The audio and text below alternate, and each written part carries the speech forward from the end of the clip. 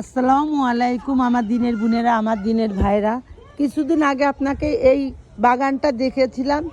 এই বাগানে ছিল পালং শাক, লাল শাক, আর এখন এই বাগানে লাগানো হয়েছে পাট শাক। আর ওই জায়গায় কচু শাক, ছাগল ছানাগুলো খাচ্ছে, ছেলেপেলেগুলো খেলতেছে। আর সামাসিটাল বসাবে বলে মেশিন নিয়ে দাঁড়িয়ে আছে। একটু আগে, একটু পরেই এটা হবে। ও গো দয়াময় আমার প্রভু দয়াময়, ইমানের দাবি যদি কুরবানি হয়, সে দাবি পূরণে যেন তৈরি থাকি আমি। ও গো দয়াময় আমার প্রভু দয়াময়।